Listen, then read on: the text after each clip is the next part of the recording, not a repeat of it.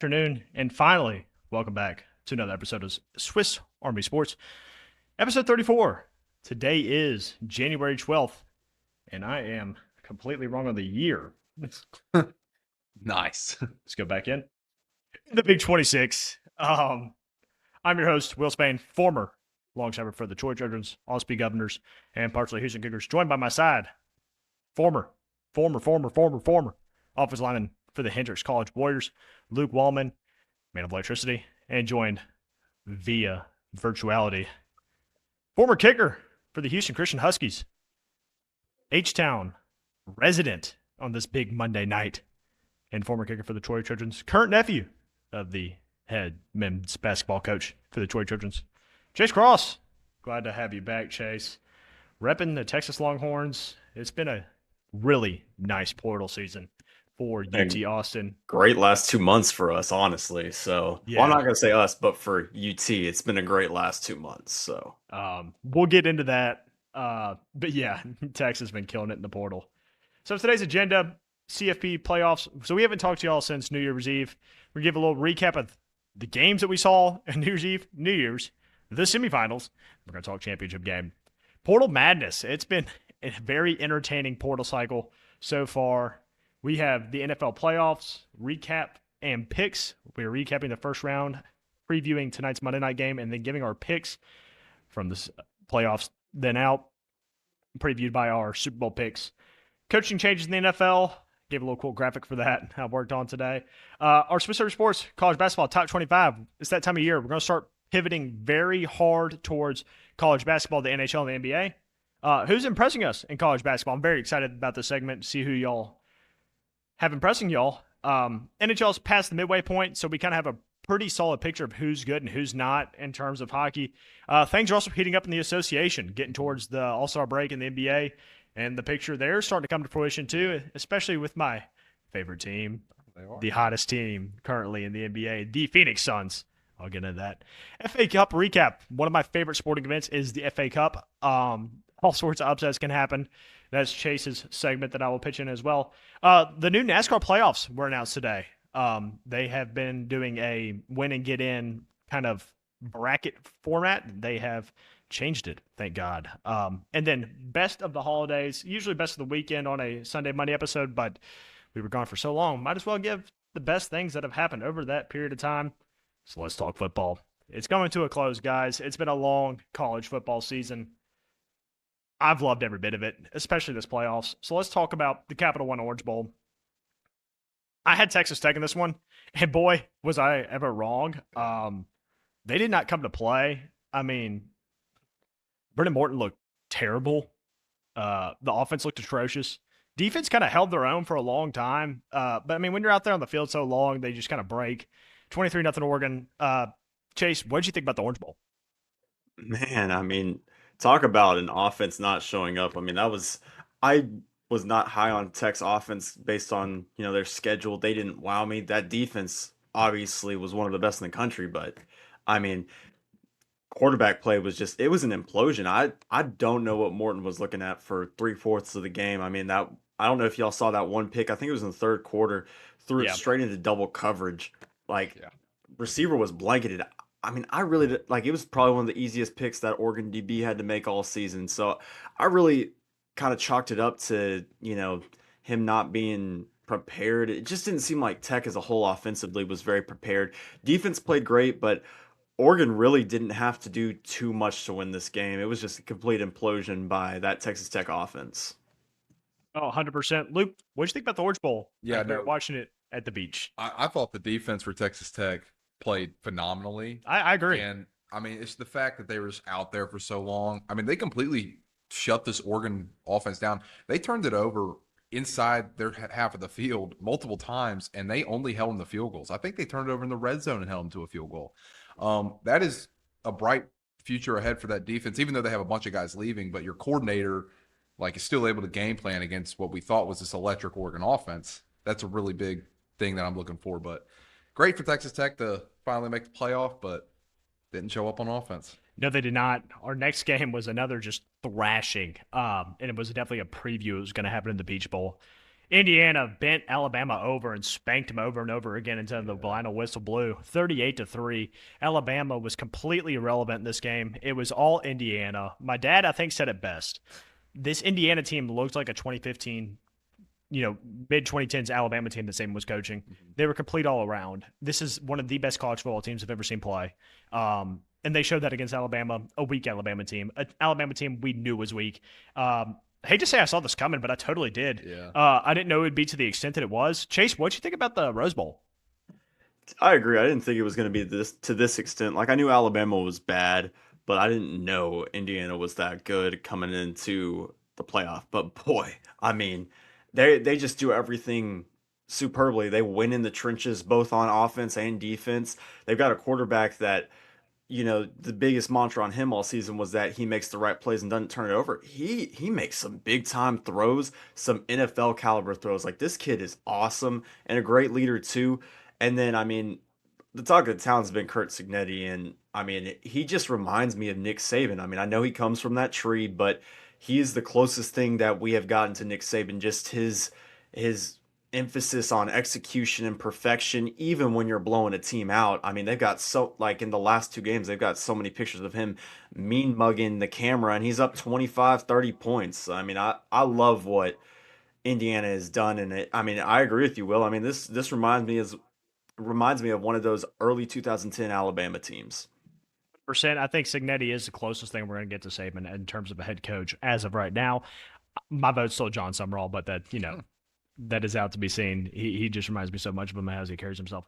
I'm going to skip over the Sugar Bowl for a second because that was an all-time classic. The Cotton Bowl was also a good game, just a little bit less scoring. Miami absolutely handled the line of scrimmage and just played the football game Miami wanted to play. Yeah. Slow pace, eating up clock, scoring when you needed to. 24-14 for the Hurricanes over the Buckeyes. I thought this was the performance that made me think Miami was going to make it to the national championship over the winner of the Sugar Bowl, whoever it was. They're just so much bigger up front than that half of the bracket. I thought that was going to play a huge role, and it, as I will allude to in the Fiesta Bowl, it did. My only question mark was Carson Beck, and he is game managed well and showed up when he needed to. So I'm impressed with this Miami team, a team I was kind of sleeping on at the beginning of the playoffs. But, I mean, props to them. We'll get into it. They made it all the way. We'll see if they can get the job done. But absolutely great defensive performance for the Cotton Bowl for the Hurricanes. And, again, offense got it done when they needed to. Luke, then Chase, thoughts on the Cotton Bowl? I actually called this one. I You did. said that the pressure up front that Miami's going to be able to apply is going to give Sayan issues, and it did. Sayan has not really faced pressure all year outside of this game and then the Indiana game, which they lost, which are the only two games they lost. And did we freeze? No, we're good.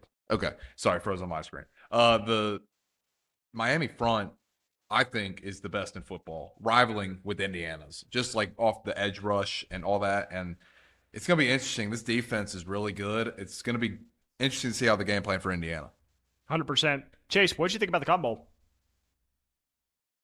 Man, to be honest, I honestly was not super high. Like, I'll agree with you, Will. I was not super high on Miami, especially what we saw earlier in the season. Like, the first couple weeks, obviously, you look at Miami and you're like, that's a national championship team. And then they go and they drop a game to Louisville where Carson Beck looks atrocious. Then SMU where Beck plays bad again. And you're kind of thinking, is this Miami team really that good? But then they get in the playoffs. And I mean, I thought the first game against A&M was more about them, Texas A&M not executing and Texas A&M being not as good as advertised. But wow, I mean, the Ohio State game, I really didn't see it coming. I was very high on Ohio State, but Miami won in the trenches, and Julian Sayin just looked out of sorts this entire game. And like you said, well, Carson Beck game managed great in this game, and they have some really good offensive pieces, but they win in the trenches both on offense and defense. They have a great O line and they have a phenomenal D line. And that, what's getting slept on is their running game. Their running game has 100%. been elite all playoffs, and I don't think it gets talked about enough because it's not explosive, but it's a methodical 5 yards in a cloud of dust type of thing where they just continue gaining yards, and it's like a slow death. So I love this Miami team, but we got to talk about the Sugar Bowl. 100%. The Sugar Bowl was an all-time classic. Ole Miss won 39-34 against the Georgia Dogs. I thought Georgia was going to be able to handle Ole Miss pretty well. And I kind of got that message, in the first 60% of the game that Georgia was going to win this game decently comfortable. Trinidad Chambliss played out of his brain in this game late in the game, making unbelievable plays, rolling out of the pocket, rolling back, throwing across his body, Kewan Lacey, trucking dudes. My biggest pet peeve with this game was how I'm not 100% sure who calls the defense for Georgia, and that's on me for being a terrible reporter. Going no over-the-top help on that last drive and allowing a dude to get beat one-on-one to put Ole Miss in position to win that game was atrocious. Just atrocious by Georgia. And then whatever the hell they did with the kickoff at the end, it was just sloppy. It was just a slow, painful end for Georgia. Luke. Yeah, Lucas Canero's a dog. Go ahead and talk about it. Oh, yeah, dude. He's got an absolute cannon for a leg. I mean, he hit, multiple 50-yarders in that game? I mean, played out of his mind. Game winner. I know. And, to have the stones in that moment to get up there and drill all those kicks is phenomenal. But, I mean, I knew this game was going to be close, but the end of the game where Georgia allows the over-the-top pass reminded me of the Cooper Kupp thing where they didn't have safety top over the help, or they only let him one-on-one against the Bucks in that divisional round a few years ago. Yep. I mean, the fact they've been torching you all fourth quarter in the past, you've got to play too high. I mean, you can't just let them go over the top in one play. I mean, I don't know. It was a very interesting call, but it was easily the best game of this playoff. 100%, if not the next game Ole Miss played in. Chase, Sugar Bowl thoughts? I mean, Trinidad Chambliss was absolutely outstanding in the second half of this game. Kewan Lacey was as well. I mean, they have really impressed me all season, but especially in this playoffs. I mean, Trinidad is a dog. I mean, this is a really, really good college quarterback. Sucks that he's not going to get his waiver, but man, in this entire game, I mean, I thought honestly, I'm completely in agreement with you, Will. I thought Georgia was dominating this game going into half. It looked like Georgia was going to pull away, and the Ole Miss offense just absolutely lit it up, and Georgia couldn't capitalize. And I agree with y'all. Like Lucas Caniero, I mean, that he's got to be going into next season as the best kicker in the country for what he's done in all season, honestly, but especially in the playoffs. Like he's hitting NFL level kicks, consistently for Ole Miss. So this was, in my opinion, this was one of the best games of all season. The first Georgia Ole Miss game was great. This game was even better. I mean, it was a phenomenal game. 100% it was. Let's talk Peach Bowl. Indiana just dominated Oregon. Oregon just shot themselves in the foot over and over again. Pick six on the first play. Then you fumble by hitting your running back when you're going back in your throw, and then you get strip sacked. Again, this was just an up and down dominant performance for Indiana. Oregon looked lost out there, both offensively and defensively. Just an absolute thrashing. Indiana proving why they're the best team in the country. Luke, then Chase, quick Peach Bowl thoughts. Yeah, that game is the sole reason I think Dante Moore is coming back, because you can't end your college career on that. I think he's got a lot more to prove, and he's only 20 years old. But injuries didn't hurt them in the backfield, but still, Dante Moore did not look good. No, he did not. Chase, what'd you think about the Peach Bowl? Well, I want to touch on Dante Moore. I don't know if he's necessarily coming back at Oregon because they just signed Dylan Raiola today. So, I mean, that's going to be a very fluid situation to see here in the next couple of weeks. But he can't go to the NFL after that performance that he put on. It was just an absolute domination. Indiana didn't even really have to try to win the game because Oregon shot themselves in the foot so much. The game was over by halftime, so it wasn't even close. Fiesta Bowl. And I want to touch on the Dante Moore thing. Doesn't Raiola have his red shirt? Yes, I believe so. He does, but you really think a quarterback of his caliber is going to redshirt?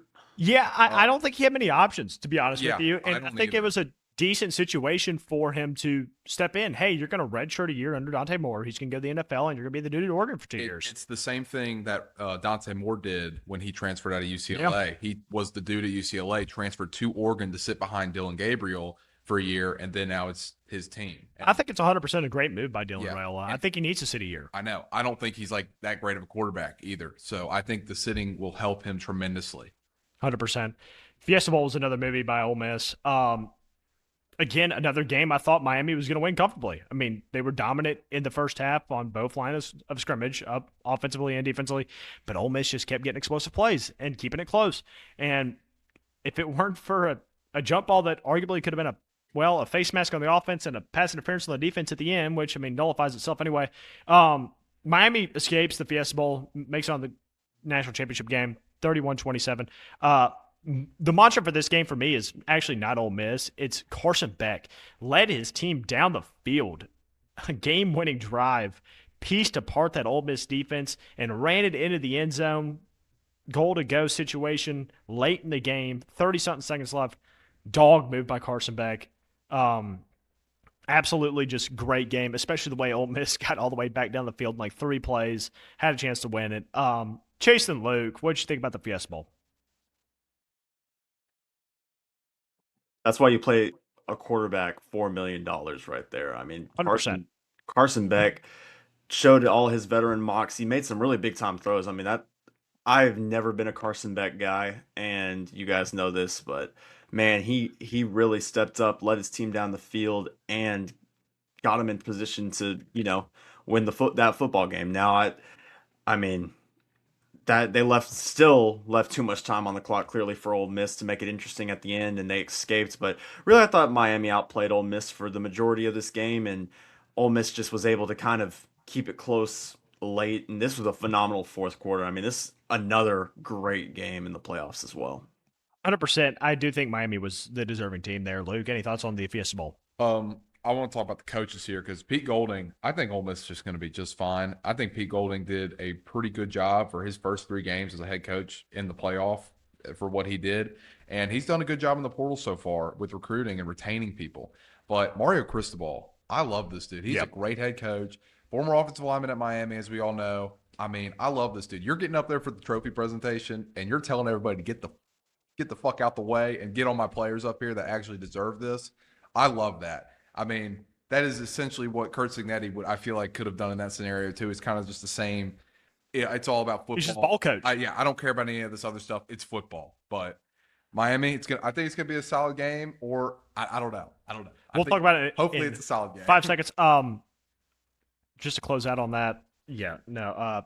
As Chase alluded to, dude, Miami's running game was really just established in this game. I think that was the big difference. Was able to keep the time of possession for Miami and just draw Ole Miss to sleep and just drain their defense. National championship game. Number 1 team in the country, Indiana. Last team in, Miami. Exactly how everyone drew it up. And also devil's advocate on Pete Golding. It's Lane's team that he coached. Is what I'm going to argue. Here's the thing: he's a hell of a portal recruiter. Yeah, I know. That's why I think they're going to be fine, mainly because they're retaining everybody and getting on top of that. They should be fine in sense of like 8-4, like 9-3. I don't think they'll return to this stage for a good bit. National especially with Deuce Knight at quarterback. Who knows? National championship game again. Indiana, Miami. I'll go first. I think Indiana thrashes them. I think this is the end of the run. I think Miami is not as a complete team as Indiana. I think Indiana, top to bottom, is the better football team. My only question mark is how do they handle Miami's size up front? I do think Indiana's better up front, but the size definitely goes to Miami. Is that going to cause an issue for Indiana? We'll see. I don't think so, but I'm going to go with the score prediction of 49-17. I think it's going to be a TCU Georgia-esque national championship game, unfortunately. Luke, what do you think? I think it's going to be very interesting, like you said, but the size difference. And you have, I think, the most well-rounded team in all college football versus Miami's athletic as crap at all positions. Can I say something real quick? Yeah. Not to mention, Miami lost like 4 starting defenders in that Ole Miss game. Oh, I completely forgot about that. Okay, well, yeah, that even makes it more interesting because, I think Indiana is going to beat the crap out of them. I don't think it's going to be TCU levels because I think Miami's defense is going to kind of keep them in it a little bit. But I think I'll go with 34-10. Okay. I'll be a little more respectable. Fair enough. Chase, what do you think about the national championship? Oh, I'm gonna heavily disagree with you guys. I think the easy pick right now is to say, Indiana's gonna roll. But if you look at who Indiana's beat on their way, like we were never sold on Oregon throughout this entire run, the entire season. Oregon didn't have an impressive win, so I don't necessarily know that that was much of a shock. And we have been so out on Alabama for so long. Oklahoma and Alabama didn't even really deserve to be here. So you could say that's a good win for Alabama. But if you look at Alabama down the stretch of the season since their loss to Oklahoma, they've been piss poor. So I don't know that either one of Indiana's wins was necessarily a shock. I think this Miami team challenges Indiana in a lot of ways that they have not been challenged yet. They have not had to face a defensive front like this. Mendoza has not had to face a defensive front like this. Miami's defense can stop the run. I mean, you know, I love Indiana, and I do think Indiana ultimately wins this game, but I do think it's going to be close. Both of these teams deserve to be here, and Miami is as hot as anybody right now. So I think my score prediction, I think it's going to be low scoring. I think Indiana wins 21-17. That's what I'm going to See a go game with. like I that. would Yep. also. I hope it's close. I really do hope it's close because a blowout always sucks in the It does. championship game. Let's breeze through the portal talk here. Here are our top 5 quarterbacks in the portal.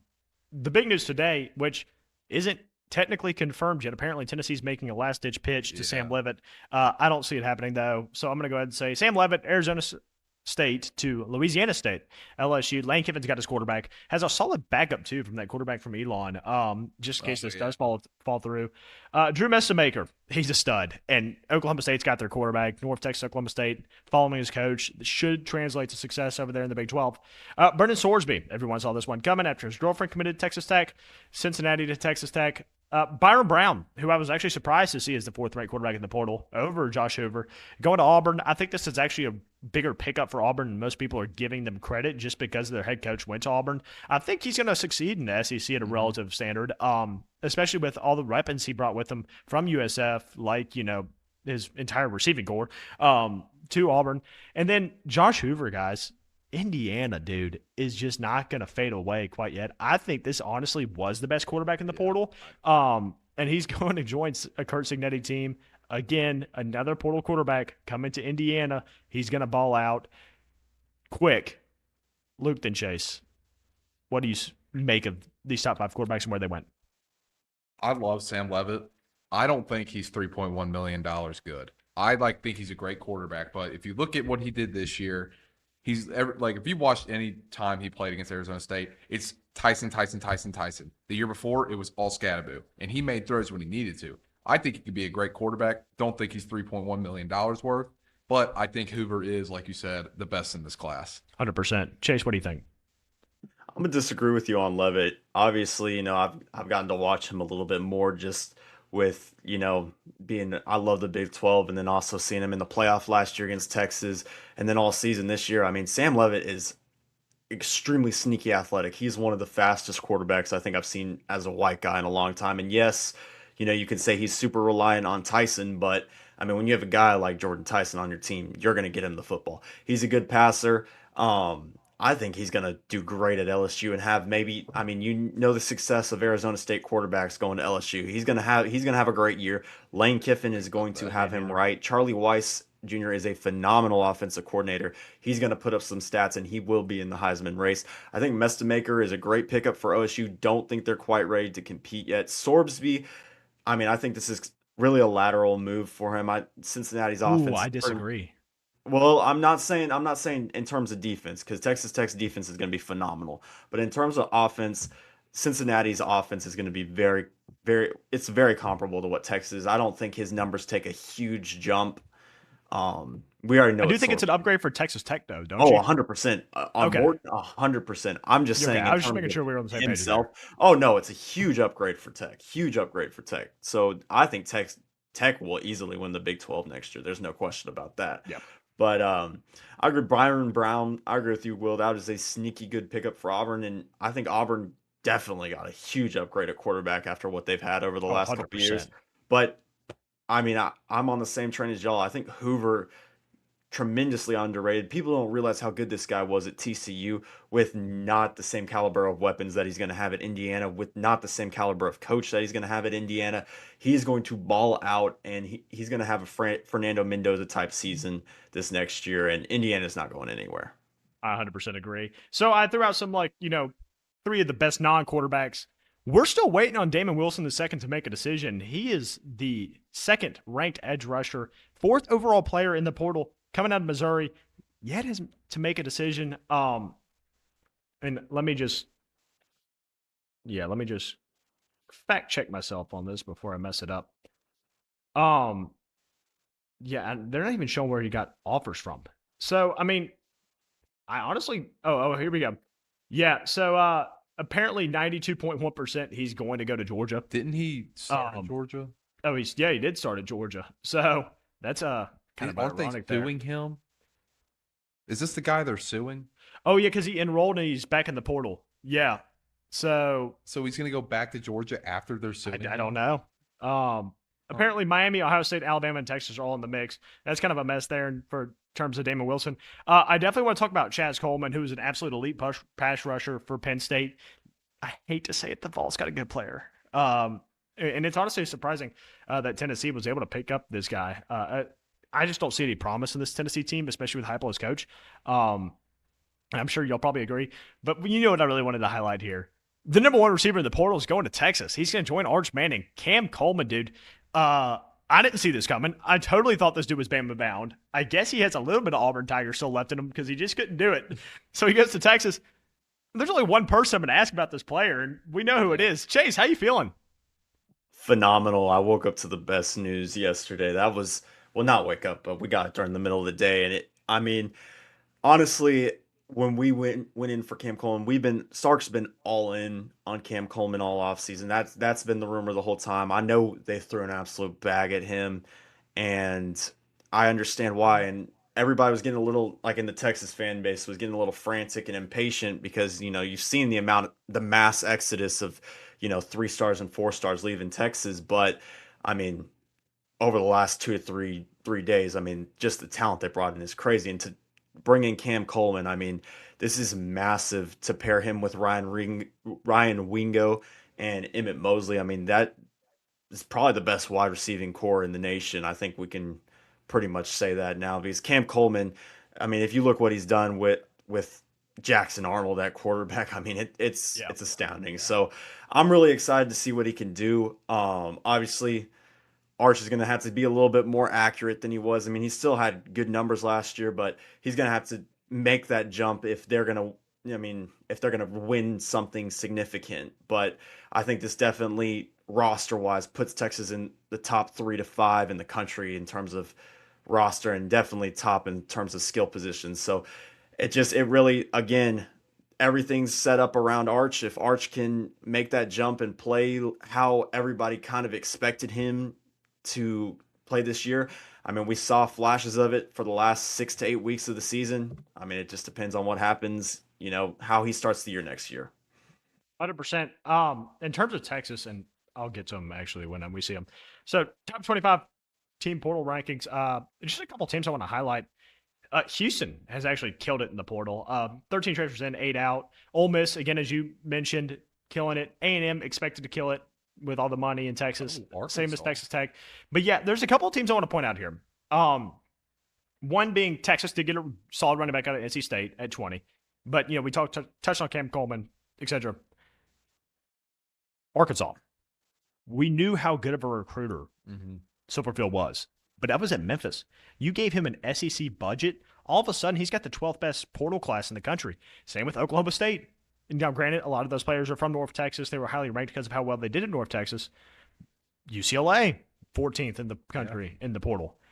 But the team I want to highlight, the team y'all know I want to highlight, Mississippi State has had an absolute demon run in the portal. They have taken like half of Florida State's solid starters. It's unbelievable. And they're actually up to 15 now if you refresh the page. As Texas they just Tech got jumped.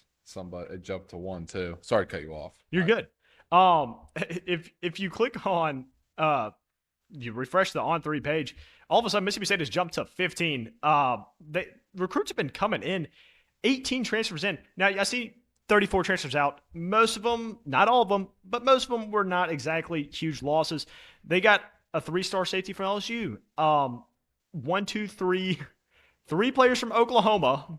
1, 2, 3, 4 players from Florida State, 2 from LSU. I mean, granted, these are a ton of 3-stars, but what I want to highlight is there are a lot of young dudes, Yeah. a lot of young guys. A couple of them rivals elites.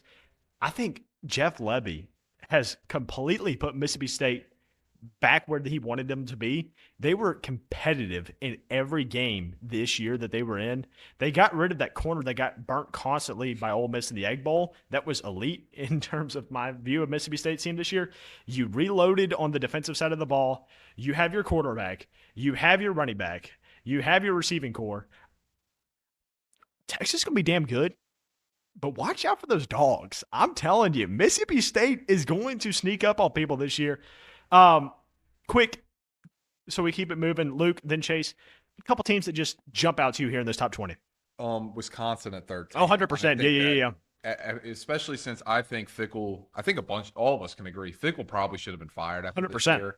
And the fact that they're up there at 13 is amazing. And then West Virginia. 100%. Yeah. Rodriguez is getting his team, trying to take West Virginia back to prominence. So those are the two teams that kind of stick. College football is good when West Virginia is good. That is true. Chase. Well, first, I want to talk about the 3 blue bloods, obviously, we have on here. LSU, Texas, and Oregon all having mass exodus out. And for them to still be this high in the rankings in terms of the portal class just shows you the talent that all 3 of those programs have brought in. You know, especially Oregon only bringing in 7 guys and losing 24 and to still be 18th. I mean, that's insane. So that shows you the quality of guy they're bringing in versus what they're losing. And I think same can be said for Texas and LSU. They're bringing in a lot better than what they had. So touch on that. Obviously, Texas Tech, you know, now they've jumped to first. Tech, that oil money is really good out in Lubbock. They're not going anywhere, especially with a super weak schedule.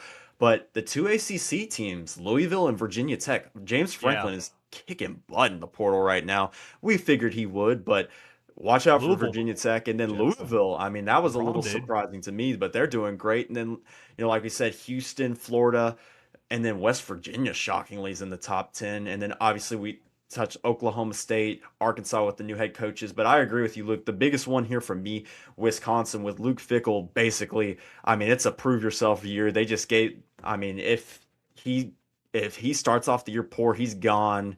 I mean, he's gone probably before the 6th week of the season. Like I mean, he has a extremely short leash, and you know. The last team I want to talk about, Will's going to hate this, but Deion Sanders is cooking something up in Colorado right now. Yeah, they have brought in some really, really good talent, and he's on. I think he's almost in one of those situations too, where you know he's brought Colorado back, but they had a poor year last year, an awful year, and if that continues, I mean he's canned. So I think, I mean this is almost a prove yourself year for Deion Sanders as well, and. So you see what Fickell and Deion Sanders are doing. But, of course, you're going to have all the big dogs in there, but it's nice to see some shakeup as well. 100%. And just to touch on the rest of the top 25, Clemson getting transfers, first off. And then Purdue, man, really building their team. And I thought they would with Barry Odom. But this just kind of exemplifies it. Top 25 portal recruiting class, good for Purdue. It's the NFL playoffs, guys. It's been absolutely electric. Other than last night, every game has been one possession. I'm expecting a banger tonight between the Texans and the Steelers. So let's just brush through these. Obviously, we'll start with the Pats and the Chargers. Sunday Night Football. It was just utter defensive dominance on both sides of the ball until the Pats kind of broke through at the end. Getting a solid win for Del Pettis, 16-3 over Kamani Vidal, the two Troy boys. They made it. Del tackled Kamani. It was kind of funny. The Pats moving on in the second round. Keeping on the AFC seed, guys, Josh Allen got it done. I mean, I totally thought Jacksonville was Super Bowl bound. I did too. They were my pick. They were my pick too. My hopes and dreams were dashed. My future was killed in the first game. This kind of makes me think of Manifest Destiny for Josh Allen. Again, gonna have to go into Mile High. What'd you take away from the Bills, Jags? Dude, I mean, the fact that Josh Allen was in that game still, because I thought he, like, broke everything in his knee on that sneak. I thought he hyperextended. I thought he tore stuff. And with his hand, he was hurt his hand. I mean, he put that Bills team on his back. And, I mean, Lawrence, what a letdown. You're going to throw 2 picks. I mean, he had been playing phenomenally. I will say that second pick was not his fault. I know. At all. It was not. At all. The first he played solid. I mean, this isn't a knock on the Jags, but continue and then I'll get to my point. No, I think, but if they win that game, Lawrence can't turn those two turnovers. 100%. Because No, I mean, 100% agree. I'm not like terrible. Yeah, the last pick was not bad, but I mean, also he needed to get the ball to Jacoby Myers a little more. They did not feed him at all in that game. He had 10 yards, and obviously Parker Washington went absurd. But I still feel like you got to give the ball to the guy you just traded for. But I think Jacksonville's got super bright things with Liam Cohen, so I think they'll be back here next year again. 100%. Chase, you have something to say about this game? Well, honestly, I thought the Jags played well. I thought they ran the ball really well. I mean, the Bills can't stop anything on the ground, but I actually thought Trevor Lawrence, besides the first interception, had a really good game. He's made some great throws to Parker Washington. I was like, wow, that's what a number one pick looks like. And, he's been shaky to start his career, but this season was a really good season from him. And, to be honest, I thought the Jags were going to pull it out there at the end. I mean, it was just a great play by Trey White. But this is more, I think, about Josh Allen than it is about the Jaguars. Josh Allen showed why he's the best player in the National Football League. There is no question in my mind that Bills roster compared to every other roster in this playoffs, I think the Bills without Josh Allen are easily the weakest team in this playoff field. But Josh Allen just dragged them to a win yesterday. I mean, it was phenomenal. I mean, on the ground, through the air, he was flawless. I mean, I was super impressed, and like you said, Will, I mean, this feels like Josh Allen's year. I mean, he's already putting the team on his back, and you can just see it in his eyes, especially on that last drive. Like, you knew he was going to go down and score, and there was nothing the Jags could do to stop him. But this Jacksonville team will be back. Liam Cohen's a good coach. They're getting Travis Hunter back next year. I'm sure they'll do some stuff in free agency as well, but I'm really excited about this Jags team. 100%. Let's pivot over to the NFC. The 49ers beat the Eagles. Let's go. Absolute banger of a game. Brock Purdy honestly looked anemic in this game. I think it was more the Eagles lost than the Niners won. I mean, Christian McCaffrey came through, but damn, George Kittle, tough, soft tissue injury. I do think the run ends for the Niners after this next game. I think they're just, I mean, at a certain point, you're too hurt, and I think they may be too hurt. Luke, what did you take away from this game? I thought Purdy actually played outside, obviously, the two interceptions. He made some great throws over the middle, which they showed the stats. Anything he threw outside the numbers, he was like 4 of like 10 with 2 picks. If he threw it over the middle, he threw some dimes out there. He obviously should have played better because some of those picks were awful. But Juan Jennings, what a freaking throw. I mean, he got absolutely leveled by Jalen Carter and still made that throw. I mean, I think we were all calling that the Niners were going to win this football game, and we were. The Eagles' offense just disappeared, and they're going to have to make some changes. Did they ever appear this season? Well, I mean, they were kind of they were moving to the first half, yeah. But like, I mean, I don't know. AJ Brown, I think he might be gone.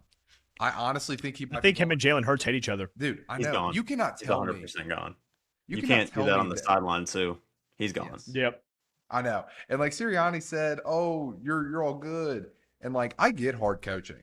You don't absolutely try and fight your head coach though during the game. Like, he gets up in your face, he says something to you, try and get you fired up. You don't almost fight. I mean, he's gone. The Eagles, that's such a disappointing year, but I love it. I love it too. Chase, what did you think about this game? I agree. It was more about the Eagles than it was about the 49ers. Eagles just kind of imploded. Kind of saw this one coming, though, because they haven't looked great all year, and we knew this one was coming. There's something going on internally there that they're going to have to figure out this offseason, and I hope it keeps happening, man. I love seeing those Eagles fans cry. It was all over my feed this morning, just them making excuse after excuse why they lost that game. Like, it makes me so happy as a Cowboys fan. We need to capitalize off this negative momentum from them and, the positive momentum we've had with, Shoddy, and go make some signings this offseason because we need to take back that NFC East. But overall, I agree with you, Will. I think the Seahawks will probably get it done next week because this 49ers team, I mean, just the amount of injuries they have year in, year out it's astounding. The Rams escaped Carolina. I thought Carolina was going to win this game outright, but I played them +10 because I thought that was free. I don't think this is a knock on the Rams. I mean, they probably have the best offense in the NFL. Defense definitely has some questions, though. Just Bryce Young wasn't ready for this game yet and just couldn't get the job done. I mean, granted, it was a great catch by their tight end in the end zone. Just at the end of the game. But I mean, Carolina had this one in their grasp, just let it go at the end. Shout out LA. Matthew Stafford having an incredible year. Concerns with the finger though. Follow through. I mean, maybe tightens up after the adrenaline goes away. We'll see. But incredible game in Carolina. Just quick thoughts from y'all two. First, Luke, then Chase on this Carolina Rams game. So they said the X-ray was good for Stafford. Yep. So I think he will probably be fine. But I mean, you got Canales build something in Carolina. Bryce Young took a big step this year, and they'll be back here soon. Same thing as Jacksonville. I think they'll be back here. 100%. Chase. Great game. I agree. I think, Carolina's definitely got something special. Bryce Young definitely took a step as well. But I think, the Rams led big early in this game. I just didn't think Stafford had his best game until, obviously he turned it on in that last drive with Higbee making a phenomenal catch in the end zone. Or I think it was Higbee. It was something like that. One But of the white guys. Yeah, one of them. one of those white tight ends, But anyways, I just didn't think he had his best game. Obviously, Puka was great. But this Rams team, they got to figure it out here quick because they're playing a really good Bears team next week. So we'll have to see here. But definitely left some to be desired. But I think it was more about the Rams than it was about the Panthers. We're tight for time, so I'm just going to summarize this. The Bears, absolutely electric comeback. Packers, choking. Love to see it. Come join us on the couch, Green Bay. Y'all suck. I hate y'all almost as much as I hate the Philadelphia Eagles. Very satisfying. Me and Luke cashed huge tickets on this game. When you turn 3 units into 25 units in one game, you feel pretty good about yourself, especially when you bet on them down 21-3. Yeah. I don't know what I was thinking. Great play by me. I know. I was not thinking. I was drunk as shit, and I just put $5. I was completely sober, and I was like, you know what, Bears. Yeah. So screw Green Bay. Great game. Monday Night Football. It's about to kick off. We had to get this off before this kicked off. I like the Texans -3. I know Pittsburgh has this like uncanny ability to win on Monday night. I just think the Texans are the better team with CJ Stroud, better defense. And I got a Nico Collins anytime touchdown. He's going to score. I mean, it's pretty plain and simple. He's the number one target and basically one of the only main targets for Houston in terms of their wideouts. So I like Nico Collins to score anytime. Luke and Chase, apparently y'all completely disagree with me.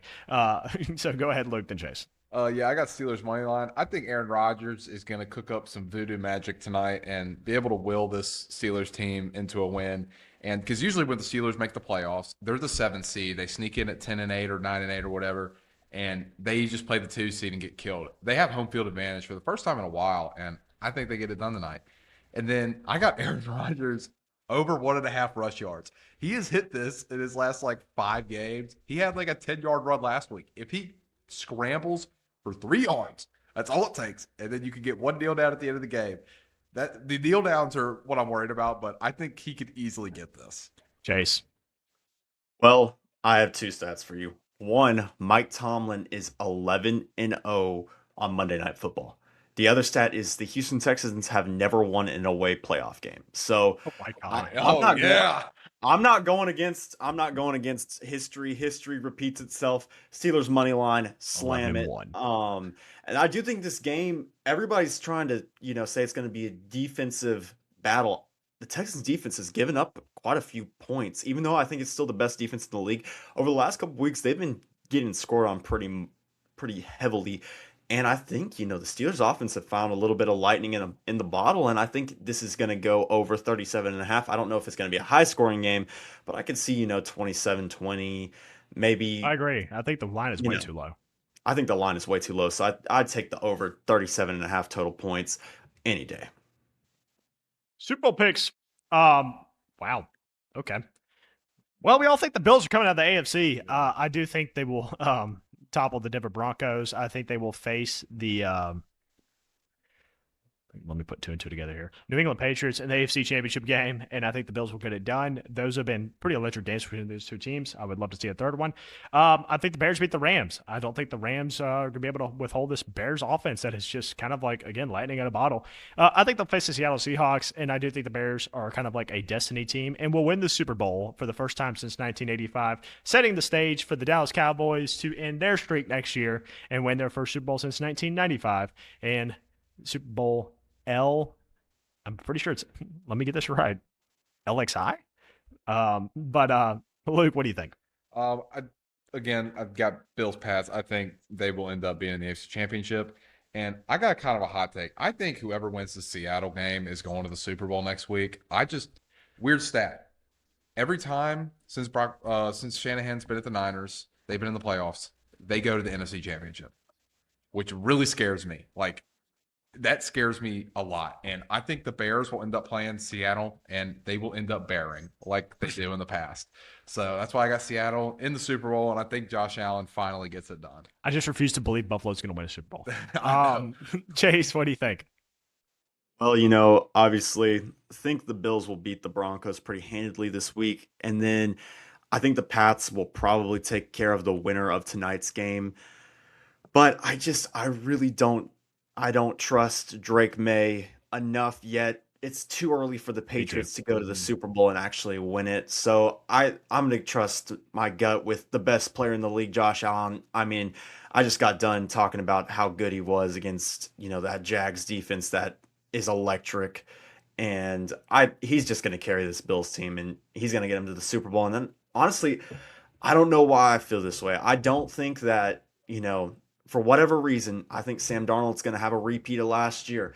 I don't know what it is about him, but I do think he's going to have a poor game next week. And I do think the 49ers will get the upset after getting blown out in Seattle a couple of weeks ago. That's not going to happen again. They're not going to let that happen again. And I think the Rams, I mean, I agree with you, Luke. The Bears are going to bear. I think the Rams get it done, and then the Rams will beat an injury-ridden 49ers team to go to the Super Bowl, but I think Josh Allen gets it done in the Super Bowl, and Josh Allen wins his first Super Bowl and Super Bowl MVP. That would be an electric story. The NFL coaching carousel has begun. There's my little edit I made. I put their I heads love it. on the horses. I just want to do a quick little around the table where you think these coaches are going to end up. I will start with a pretty hot take here. I think Matt LaFleur is not able to get a deal done with Green Bay. New GM from Green Bay is going to Miami. So I'm going to go ahead and do a little bonus. I think Matt LaFleur is going to be the new head coach of the Miami Dolphins. I think Harbaugh is going to be the new head coach of the Green Bay Packers. I think Mike McDaniel is going to be the new head coach of the Cleveland Browns. And I think Kevin Stefanski is going to be the new head coach of the New York Giants. That's the way I see it going. Luke, what do you think? I'm going to start. I think Mike McDaniel goes back to an OC position. First time head coach. I think he goes back to OC. He hadn't really done anything as other two guys on this board, obviously. Harbaugh is going to be an Atlanta Falcon. I would love to see it. I think that is where Harbaugh is going to end up going. And I'm going to go with Stefanski. It's either going to be the Giants or Nashville. He's going to get a young quarterback. It's honestly whoever he believes in, I think, in a quarterback more as Jackson Dart or Cam Ward is where he'll end up going. But I'll go with the Titans. We'll be different. I'll be Titans. Chase, what do you think? Stefanski's going to New York. I think that one is pretty guaranteed because I saw they did some lip reading Dart. on Jackson Dart, and he was saying I forgot about Harbaugh or Stefanski, and I don't think Harbaugh is going to New York. I'm praying he doesn't go to New York because that scares me as a Cowboys fan. I think Harbaugh either ends up in Miami, but if LaFleur doesn't get it done, I think he probably will go to Green Bay because Green Bay is the best team and most established team, And his he would old be. GM is at Green Bay. Exactly. That's the other thing too. His old GM's in Green Bay, and you know how the Harbaughs are with their relationships. So I think, he probably ends up in Green Bay. LaFleur will go to Miami, and I agree. I think Mike McDaniel is going to go to Cleveland and take on Interviewed him Shedeur today. Sanders and potentially somebody they get in free agency or if they draft a quarterback, and they're going to figure it out there. But I think Mike McDaniel and Shedeur Sanders is probably going to be what you're looking at for the Browns next year. I agree wholeheartedly on that Cleveland. I interviewed him today. I think they'll get that job done. Our Swiss Army Sports Top 25 for college basketball, we have Arizona. Again, since we last did a Top 25 poll, which is like almost a month ago, Arizona's still number one. Yeah. Iowa State number 2, UConn 3, Michigan all the way down to 4, Vandy up to 5. How about those Commodores? Purdue 6, Houston 7, 8 Duke, 9 Gonzaga, 10 Nebraska. You're good. You switched the colors on Gonzaga and Vandy. It's all good. BYU 11, Michigan State 12, 13 North Carolina, 14 Virginia, 15 Illinois, 16 Texas Tech, 17 Alabama, 18 Louisville, 19 Arkansas, 20 the Gators of Florida, 21 Georgia, 22 Clemson, 23 Iowa, 24 Utah State, 25 St. Louis. Receiving votes, Seton Hall, Villanova and Miami of Ohio. I would usually ask y'all who stands out to y'all on this poll, but that's kind of our whole nest segment. So, who is impressing us in college basketball? I want to start off with the ACC. I had relatively low expectations for this Clemson team this year, and they have truly impressed me sitting at 14-3. I think this is a Clemson team that, yes, they have been consistently kind of in the tournament as an 8 and 9 seed, but I think could be pushing kind of that 4 and 5 seed this year. 4-0 in the conference, 14-3. Played Alabama close, played BYU close, and played Georgetown, who I think is a solid team in the Big East close. Those are the 3 losses. You beat SMU, who's ranked, Notre Dame, Pitt, and Syracuse to start your ACC campaign. I'm impressed with the Clemson Tigers. Luke and then Chase, y'all are impressed with the same people, so go ahead and tell me why.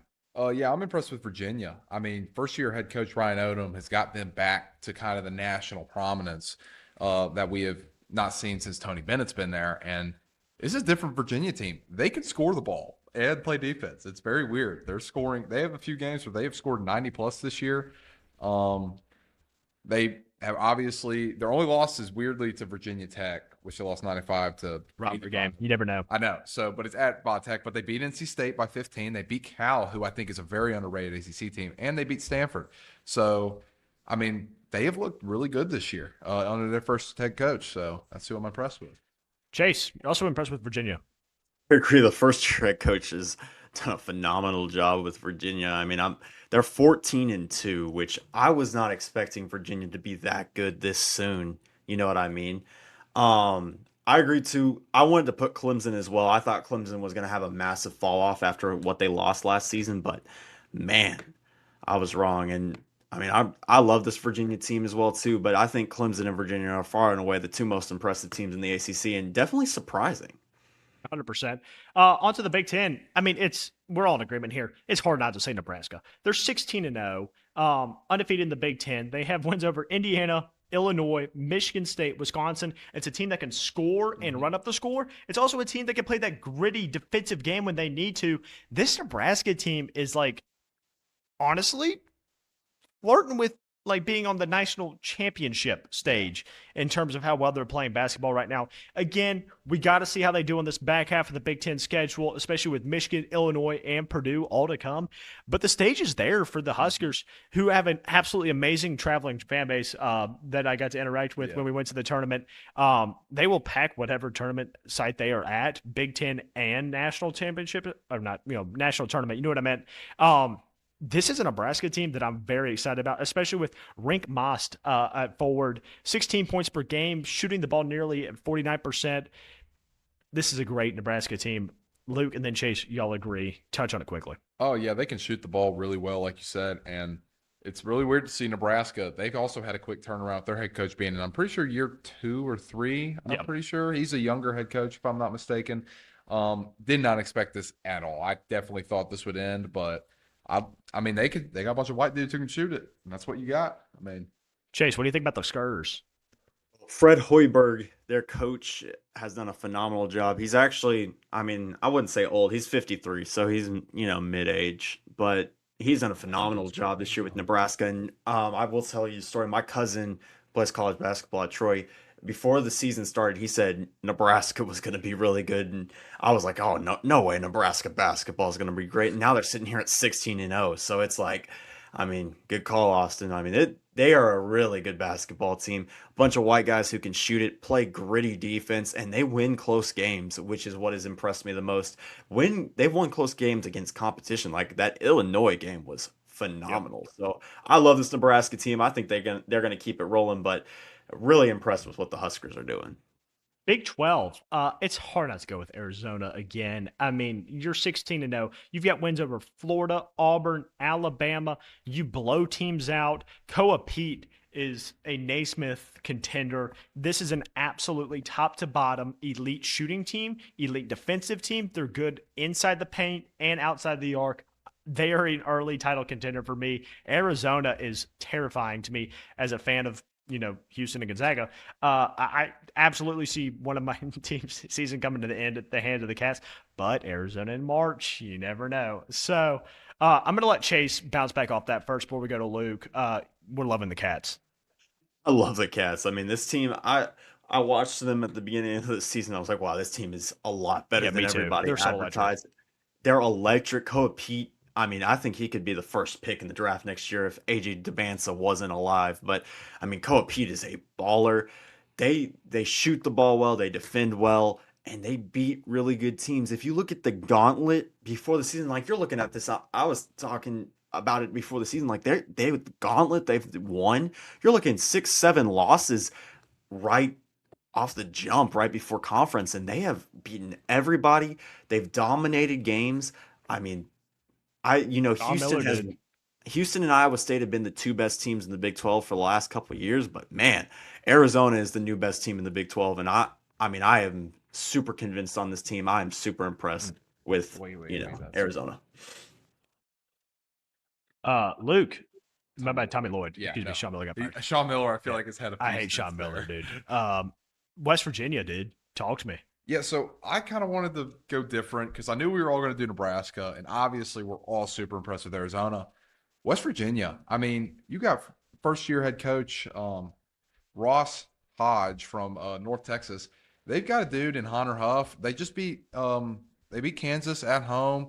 I mean, and like I think we've said on this podcast a few times, if you got a dude, you can win in March. And they've got a dude. This is the dude at Chattanooga that literally won them the NIT, but still he balled out in the NIT. And they can shoot. They play at a slower pace, which kind of messes with some teams. They usually only average about 68 points, I'm pretty sure, a game.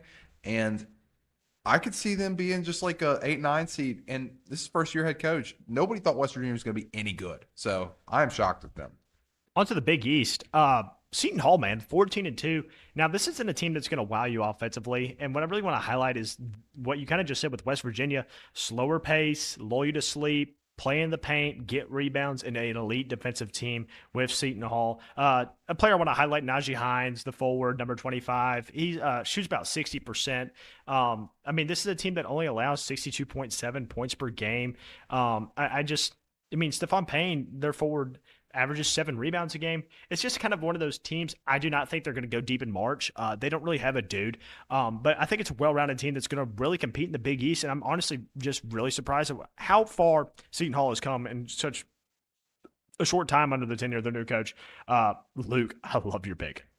So they're obviously not going to make the tournament, in my opinion, but I got DePaul. They are 10-7. Usually a bottom feeder. Yeah, they won 14 games last year. They already have 10 wins this year. And in my opinion, in a weaker year in the Big East, they could be middle of the road pack in the Big East, which I think is a huge step for them. So that is why they have shocked me the most. The fact that they are not what Marquette is at 6-11. Yeah, and which Marquette is shocking to me in the worst way. Yeah. Chase, you're going with the Huskies.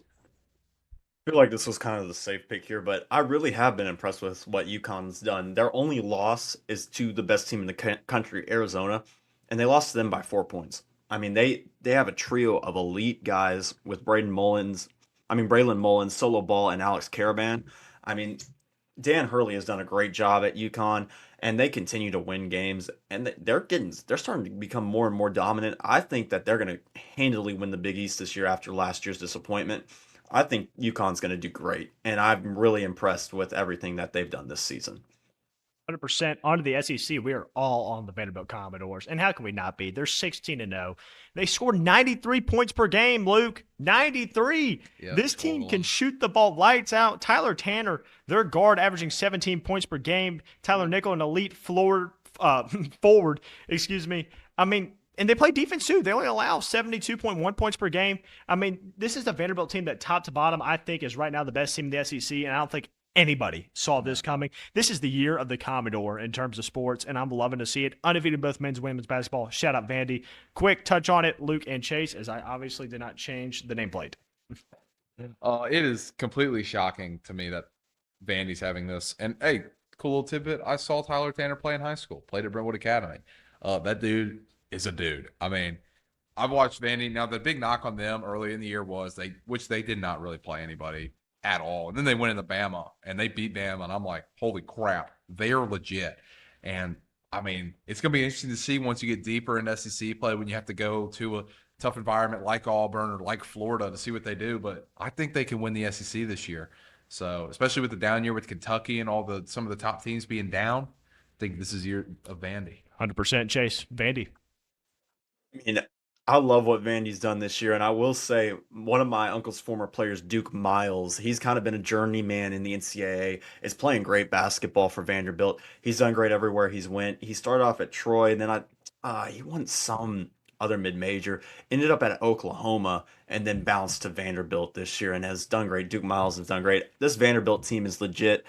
They're going to win the SEC, and I'm pretty confident to say they'll win the SEC regular season title. I don't know if they'll win the tournament, but this is a legit team. It's the year One of the seed. Commodore. They're awesome. 100%. Now for the fun part of this segment.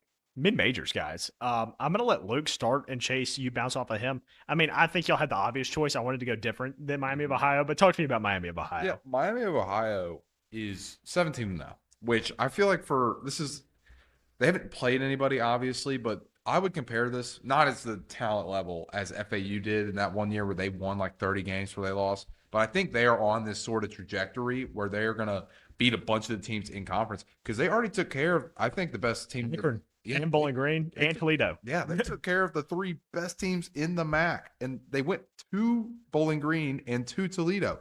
So I think when they have to go to Akron, they will finally lose later in the year. Oh, they don't have to go to Akron. They might win every game this year. It is impressive. They score at an elite rate. They shoot the ball extremely well. We might have a MAC team. Yeah, absolutely. Get like an upset or even like a 10 seed. A 10 seed MAC or like even an 8 seed MAC would be insane. Yeah, Brent Byers has been unbelievable for him. Chase, what do you think about the Redhawks?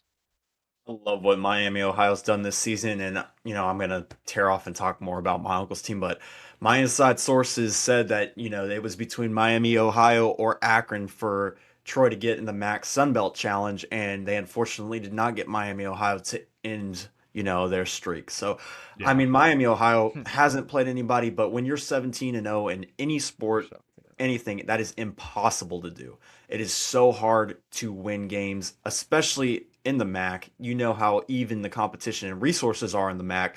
So what they're doing is phenomenal. So I love Miami, Ohio. I think they could even be a 9 seed if they continue this run and maybe end up undefeated. But for sure a 10 seed.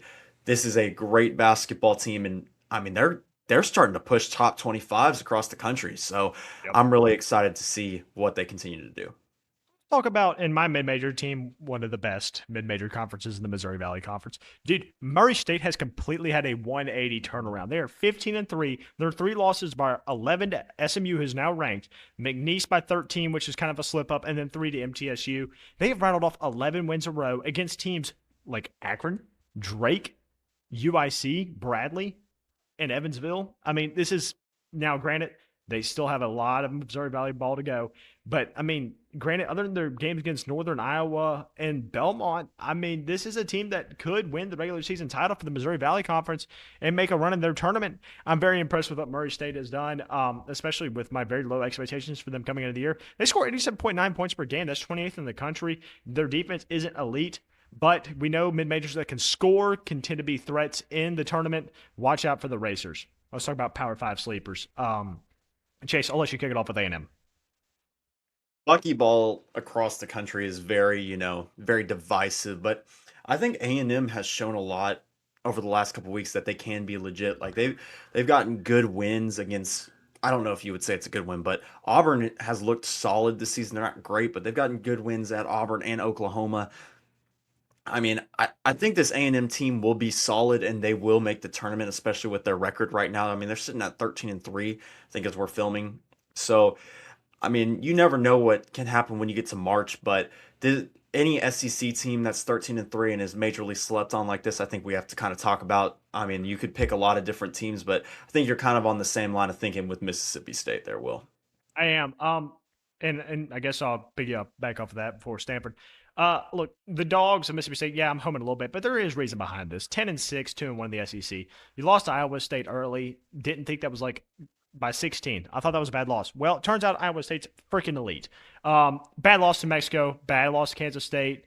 But, I mean, then again, who's the guy that transferred from Memphis to Kansas State? Who's the guy that transferred from Memphis to Kansas State? Oh, PJ Harry. Yeah, he went absolutely Yeah. animal No, in yeah. that game. And then a bad loss to San Francisco. Then you rattled off some good wins against Utah, Memphis, Texas, Oklahoma, and they were up against 10 in the first half against that game against Kentucky. Really tight for the first 30 minutes of that game and just kind of let it fall apart at the end. I think we're going to learn a lot in these next two games from Mississippi State at home against Bama and Ole Miss about what kind of team they have. But I think this is a team that if they can put it all together, they have a dude. Josh Hubbard is a dude. He's one of the best players. He's going to look great in red-white for the Houston Cougars next year. Mississippi State, if they're able to, I mean, it's a lot of portal guys, a lot of roster turnover. Chris Jans, I believe in Chris Jans. I think he's a great defensively minded head coach. I kind of saw what I wanted to see in Mississippi State in that Oklahoma game, a 72-53 win. That is Jan's ball. And I think Mississippi State, if, again, it's a big if, and that's why they're kind of a sleeper, if they can kind of put it all together and gel as a team, is a dangerous team in the SEC and could absolutely hit a first-round upset if they get a berth in the NCAA tournament. Luke, Stanford. Yeah, I'm going to go Stanford because I don't know if they'll, finish top 5 or something in the ACC. I'm strictly going off based off if they, in the ACC tournament, how they will do. They have an absolute dude. Ibuka Okore. He's a freshman. He's averaging 22, 3, and 3. He had 28 against Louisville. I mean, this dude can fill it up. They are just extremely average everywhere else, but he is super freaking good. And I think, if he gets hot in March, who knows? He can absolutely go on a run and win the tournament just for him going for 30 every game. So I'd watch out for Stanford. I'll let you bounce right back into your other mid-major sleeper. You know what? I'll kick it off, and I'll let Chase feed off of me because mine will be a lot quicker and a lot less in depth than his. Troy's my mid-major sleeper. Absolutely humming as an alum, but here's the thing. The Trojans have shown glimpses of greatness. They're 4-1 in the Sun Belt, 11-6 overall. You lost in triple overtime to USC. You probably should have beaten Loyola Marymount and Cal State Northridge, but just fell apart at the end. You should have probably played better against Arkansas State. So obviously we struggle a little bit on the road, but an elite team at home, we can score to prolific late under, Victor Valdez, Cooper Campbell, Thomas Dowd. We play great defense under the elite coaching of Scott Cross. So if this is a team I think that does have to kind of maybe this Arkansas State game was the moment. They had to have a moment in conference play where they had to go all right, guys, we got to wake up. We got to be able to score more efficiently. We got to be able to play tighter defense. I think this is a Troy team that's going to win the Sun Belt. I think this is a Troy team that can absolutely be like a 13-14 seed that is a very popular pick for an upset. So, Chase, delve into deeper why the Trojans are a great mid-major sleeper. So everybody last year, when Troy obviously made the tournament, they were very high on them being, an upset team against Kentucky, considering Kentucky's, run. But they were not built for the tournament. Troy, if you know Will, but for those of y'all who don't know, I didn't think that team last year when we were sitting there watching games was going to be a tournament team.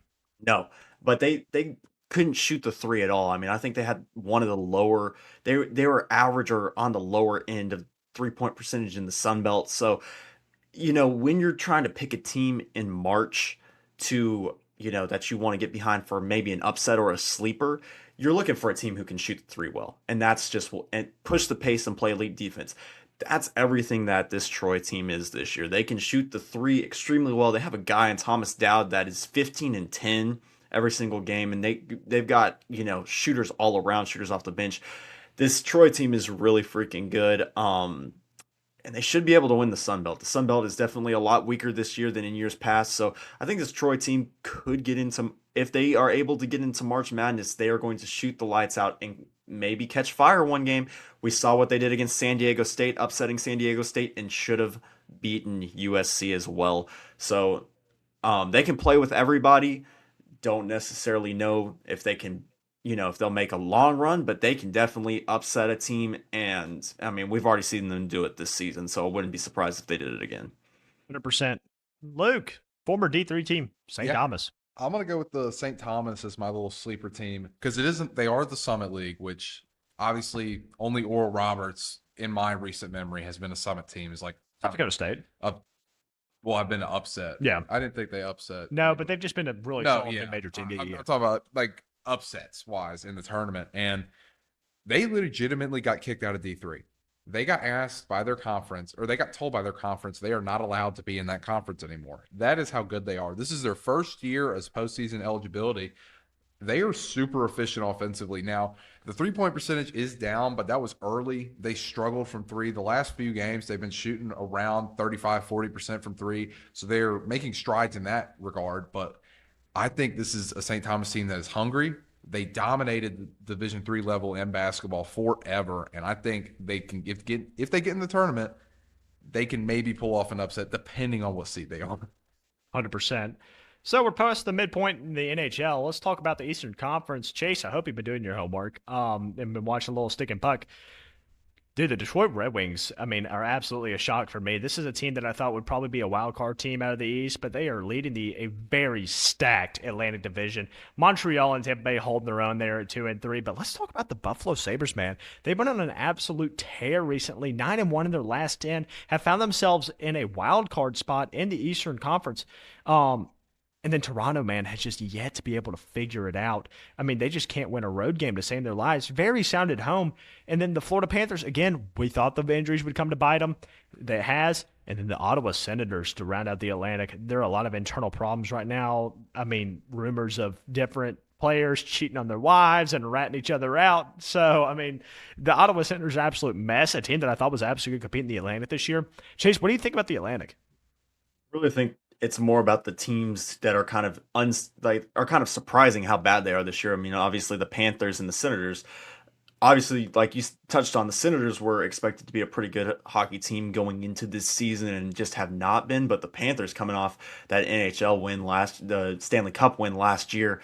I mean, I expected a little bit of a drop off, but not to this amount. Injuries do play a part in that, but I'm super impressed with Detroit. Was not expecting Detroit to be this good, but I do think Tampa Bay.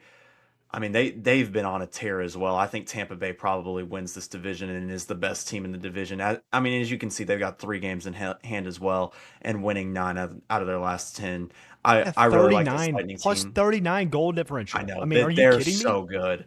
They're probably in my eyes they're the best team in the Eastern Conference. I don't think that's that crazy to say. So I really Yeah, like this Lightning team, and it's good to see the Lightning back in the mix. 100%. Moving to the Metropolitan, it at the top it is what I expected. I thought the Carolina Hurricanes were so due. They were overdue to have a great year. They're 20 and plus 20 in the goal differential. Struggled a little bit as of late, 6 and 4 in their last 10, but they're on a 4-game winning streak to kind of rectify that. 59 points through 45 games. I'm going to talk about surprising at the top end here. The Islanders and the Flyers, man. I thought we're going to be two bottom feeders, and they have absolutely Islanders surprised me. 100%. Yeah, the Islanders have been playing elite hockey as of late, 6-2 and 2 in their last 10. The Flyers have also been playing well. I think they had a good young core, so I thought they would be more of a wild card hopeful, but they are absolutely submitting themselves in this Metropolitan race.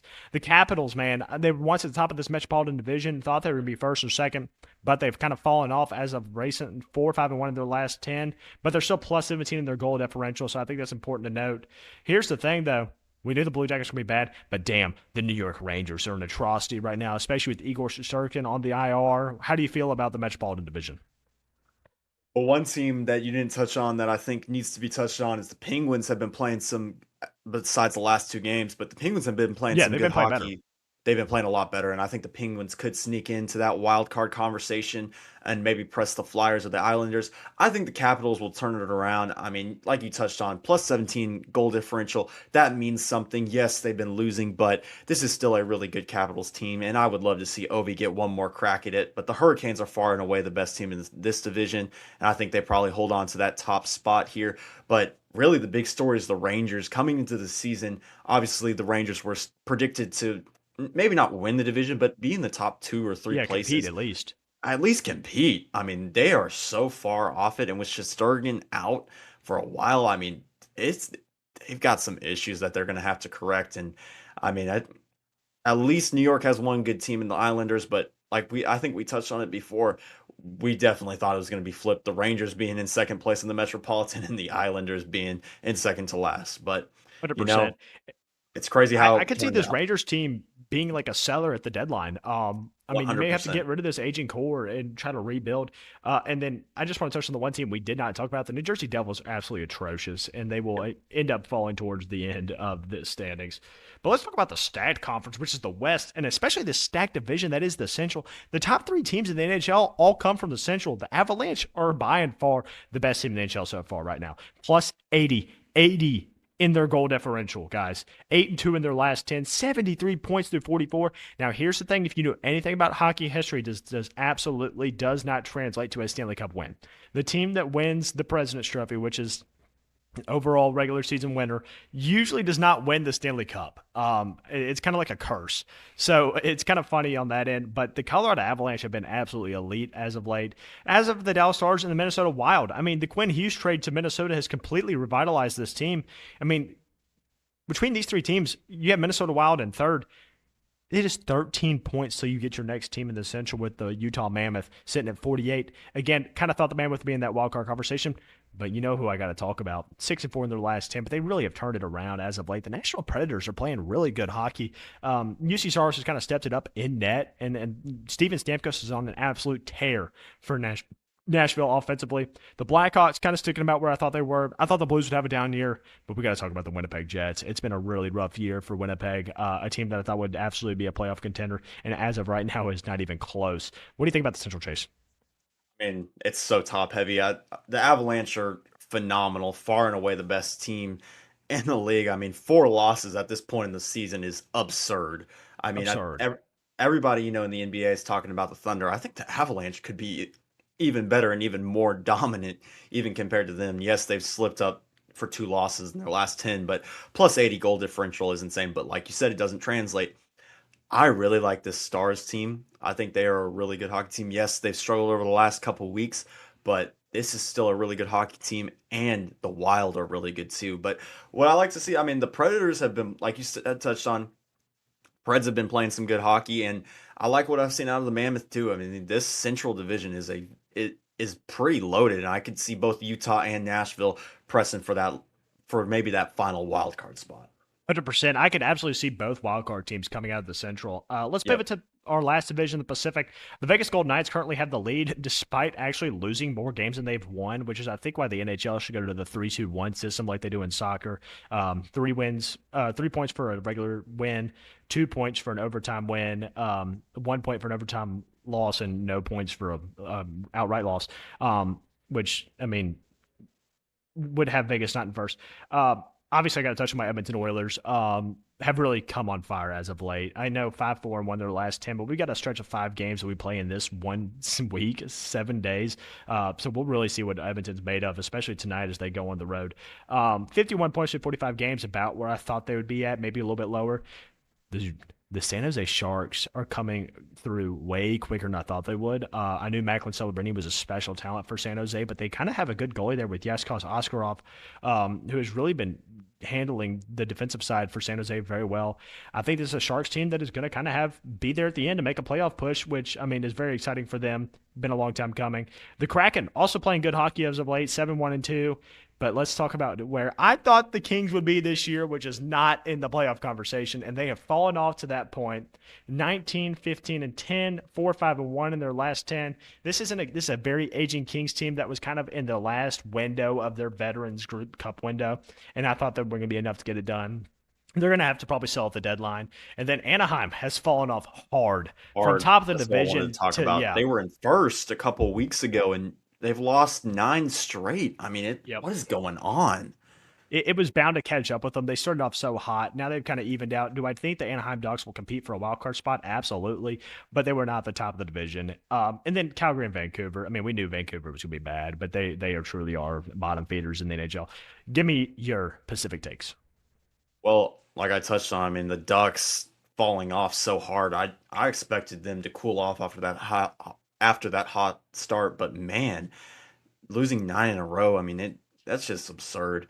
I think this is really a two-horse race for this division between the Oilers and the Knights. I think the Oilers, I mean, with Draisaitl and Connor McDavid, I mean, they're so freaking good. I think the Oilers did the right, they brought that new goalkeeper in, and they've Who's turned it hurt, by the around a way. little bit. So this isn't Yeah. even a completely healthy Oilers team, and they're doing as Exactly. well as That's they what I are mean. right now. He will be coming back here soon. This Oilers team is going to be very good though. And I could again make a run in the Stanley Cup playoff like we talked about in the NFL. Josh Allen, best player in the league. Connor McDavid, best player in the NHL. When you have the best player on your team, you are going to be in it at the end. I think the Oilers definitely will be there, come May and June, they'll still be in it. So, I really like this Oilers team, especially what they've done over the last couple of weeks. And like you said, we're getting a lot of hockey games here over the next couple of weeks. I mean, the schedule's thick and fast, and so we're going to see what happens. There's going to be a lot more movement, but I'm liking what I'm seeing out of the Oilers and definitely the Golden Knights. Percent. Let's pivot now to the NBA. It's been a while since we talked about the NBA, and this is kind of Luke's specialty that he can kind of hammer into. Eastern Conference, man, the Pistons are an elite team led by Caleb Cunningham. Knicks, Celtics, Raptors, Sixers, and Magic. I just want to, good. We got to watch some Monday Night Football. Let's touch on some surprising teams here. The Pacers suck. The Wizards, I think, will improve with. I see what the Wizards are doing though. So a few years ago, the Raptors traded for Brandon Ingram when he was hurt. He sat the year, they got a good draft pick. This is what the Wizards are doing. They're trading for Trae Young. He's probably going to be out for the whole year with his knee. They're going to get a top draft pick next year, get a good guy, and then you're going to have a good young core with Trae Young, and they could do what the Raptors have done this year and be a potential top 6 seed in the East. It's a great move by the Wizards. 100% agree. I think the Hornets are better in their record as well. I think the Bucks are about where they should be. A team that you crapped on me, to keep it clean, for being good this year. I thought the Orlando Magic were going to have a good year with Desmond Bane at shooting guard, and they have performed well. Give me your takeaways from the East, and then Chase, you can dig into it. I honestly think the Cavs, the fact that they were the number 1 seed last year and they're they've all fallen the way off down at 7.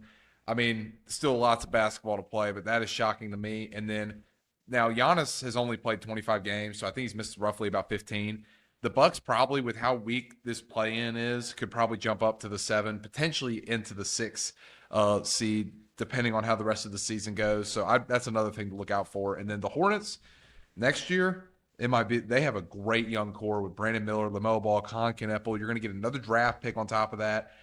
Hornets could be a team to look out for in the future. I'm about to say they're about even on their points per game. So, I mean, I think there's a Hornets team that actually could make a run in the play-in. Yeah. Chase, what do you think about the East? I agree with y'all. I think the Hornets and Bucks will eventually jump into that play-in. I don't know what the Hawks were really doing with that Trae Young trade. They gave up Trae Young for essentially nothing.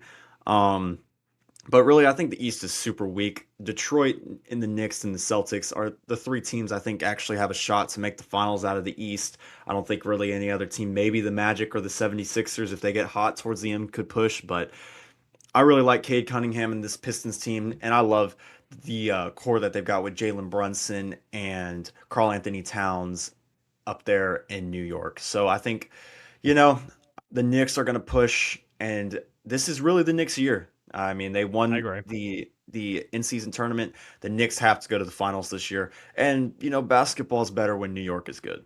100%. Let's pivot to the West, where I have quite a bit to talk about of a certain team. Oh man, we are smoking hot right now, guys. Obviously, if you don't know this, I'm a Phoenix Suns fan. Let's talk about the Thunder. They have fallen off hard. Had to have been expected, though. I mean, they were literally untouchable, and then they lose to the Suns, Hornets, etc. And I think part of that is the whole Finch episode. I don't know how much you keep up with the Chase, but Chris Finch got tossed in a Timberwolves game because of the SGA fouls and the flopping. How much which I think there is a difference. Luka flops, SGA baits, and because he knows how to get into where the refs call it. I don't understand why they call it, but it's probably the most frustrating thing to watch is him and Luka play basketball because, granted, great players. But when you're just flailing and getting a call, it's super annoying to watch. And I think the refs are finally kind of starting to crack down on SGA a little bit. He hadn't played as well. Granted, I don't think that'll continue. I think he will go right back to being another MVP level. But, I mean, you got to take the Thunder losses while you can. So absolutely. The Spurs are also unbelievable. Wembanyama, Nuggets with Jokic. I mean, the West is so loaded. Another thing, though, with Jokic is when is he going to come back from injury? He hurt his knee a few weeks ago, and they've been fine because Jamal Murray has been dropping 30, but I mean, it's going to be interesting to see how much they keep him out. 100%. The Wolves and the Lakers are kind of having as expected years. My Phoenix Suns are hot, Yeah, and we they do are. not even have our full team yet. When we get fully, I'm sorry, I just completely Yeah. blanked. When we get fully healthy, this team, yeah, with Jalen Green, Devin Booker, I mean Dylan Brooks, Mark Williams, which by the way, I don't know if you saw this. Mark Williams hit a full court shot yesterday that didn't count. Absolutely Crazy drained it. shot. Book looked like he saw a ghost. He was like, it was unbelievable. Um, this Suns team is hot, guys. 8-2, hottest team since Christmas. I saw the Suns play playoff team this year, and I think they're proving themselves. And I think they'll actually end up being a top 4 seed. The Rockets kind of cooled off as of late, but team I want to really hammer down on is a team that needs to sell at this deadline. No. And it's the Memphis Grizzlies. I'll And I tell think you the why. Memphis Grizzlies may be the most atrocious basketball team I've seen play in person. Granted, they're really hurt right now. Yeah. But I think and hear me out as a neutral person, you You're not neutral. you got to build around Jaron. I think you got to get rid of Jaw. I think he's a cancer. I think you got to build around Jaron. I think he's a former defensive player of the year that has enough youth left that can keep himself in his prime. I think Jaw is just not good for the Grizzlies. I think you can get a lot from Jaw right No, you now. can't. That's the problem. Here's the thing. If you're going to trade Ja, you have got to let him finish this season because he is here. He is at the floor. He can only go up if you really think about it. And I think when Edie comes back, that is going to make a huge difference. They have not played together. This is a team that can be Yes. good. I mean, you have Edie, Ty Jerome, who we literally signed him, and then a week later he got hurt. I mean, Scottie Pippen, we signed him, and then a month later he got hurt. I mean, we've got all these guys that have been hurt. And I think if Edie comes back and you let Ja finish the season, Ja will play better. I completely believe in that because he thrives in the pick and roll. And that's why he was so good with Steven Adams because Edie is another elite screener. I mean, he's 7'3", 300 pounds. He's huge. And I mean, I think if he comes back, you trade Ja in the offseason. You do not sell on Ja now where he's at his lowest point. Also, I don't think they'll trade him because our GM before the year said we're building around him and Jaron. I don't think they'll trade him just yet. Fair I enough. really don't. And before I let Chase give his takes on the West, I think a little sneaky team is the Trailblazers. Good young Oh, yeah, I core. know. When Damian Lillard eventually gets healthy, it's going to be a very scary team in the future for Portland. Chase, what do you think about the West? Well, I think there's eight elite teams here in the West. I think, the Thunder are obviously the Thunder are very good. They've cooled off, like we said, with the crackdown. The story, I think Chris Finch really has, at least in the ref's mind, has put something in the ref's mind. The refs have been talked to by Adam Silver, which we know. I mean, I think that is definitely taking a toll on SGA because he's not getting to the foul line. That's one of the biggest parts of his game. I love this Spurs team. I think they are really good. I mean, Stephon Castle is not talked about enough. Wemby is, if he can stay healthy, Wemby, Stephon Castle, and De'Aaron Fox, that is a elite trio that can win you a bunch of basketball games. Nuggets got to get Jokic back, but Jamal Murray's done great. Timberwolves are going to hang around there with them, and the Lakers, I see them flip-flopping. Lakers have struggled a little bit since Austin Reeves' injury, but I don't see this for, like, with Luka and LeBron and Austin Reeves. They're too good to continue the slip. I think the Lakers will get back up and start winning some basketball games here. The Suns are red hot, and I agree with you, Will. I think that Devin Booker and Jalen Green are really, really good together. Jalen Green is another guy that I've been super high on, even when he was on the Rockets. Had that poor series in the playoffs last year, but he's a hooper. The Rockets, I do foresee them winning a couple more games here down the stretch. They have had a very poor stretch of basketball, but this Rockets team is really good, especially headlined by Kevin Durant. Um, they need a point guard bad though. They got to go out and get a point guard here soon. And then the Warriors, very banged up as well, but the Warriors are going to be in it late. But really, quite honestly, I see 4 teams out of this conference that could potentially win. I think the Thunder could do it, the Spurs could do it, the Nuggets could do it, and the Lakers could do it. But we'll have to see. Maybe the Rockets can get back in the mix, and maybe the Suns can surprise a few people and get in that mix as well. 100%. Let's wrap this episode. Oh, sorry, forgot about the FA Cup, dude. It's been absolutely insane in the FA Cup. Insane. It's been insane, especially with Macclesfield. I mean, tier 6, non-division team beating the reigning FA Cup holders. So, Chase, I'm gonna let you take the floor. Talk to me about the wild FA Cup so far. Well, we've got a bunch of upsets. First off, Ryan Reynolds, Wrexham FC beating Nottingham Forest, a team that is in Europe this year and has been a really mainstay in the Premier League. Wrexham honestly dominated this game, Yeah, they scored did. some great goals. Um, Slipped up there a little bit at the end, but they ended up deservedly winning in PKs. They're going to get promoted again this year. They could be in the Premier League very soon. I mean, I agree. their rise is meteoric right now. I love it. I love it. I mean, Rob McElhenney and Ryan Reynolds have done a great job, but you have to give it to, Wrexham as a community, as a town, and then they have great fans getting behind their team. So I think Wrexham is definitely going to continue rising. And then Manchester City absolutely dominated Exeter. It's Andre brutal. Semenyo coming out and debuting, coming over, has looked great. That is a massive win. Anytime you score 10 goals on anybody, I don't care who it is, they're a pro team. That's a massive result. And then Brighton getting a big win over Manchester United. Manchester United's just lost at the moment. Recently firing their coach, it's going to be. I see a tough run here for Manchester United over the next coming weeks. They're only playing 40 games this season, which is the lowest they've played, I think, in 112 years. Getting knocked out by Grimsby Town in the first round of the Carabao Cup, and now getting knocked out by Brighton in the first round. To be fair, Manchester United probably deserved more in this game, but man, Danny Welbeck has been a Manchester United killer, and he had a great game. Chelsea and Liam Rosener's first game getting a 5-1 win at Charlton. Aston Villa beating Tottenham. Tottenham has Yep. continued to struggle over the last couple weeks, and then Newcastle winning a thriller against Bournemouth 3-3 and then winning 7-6 on PKs. Great game. But the biggest game everybody's been talking about, Crystal Palace last year won their first trophy in maybe ever, or it'd been a while.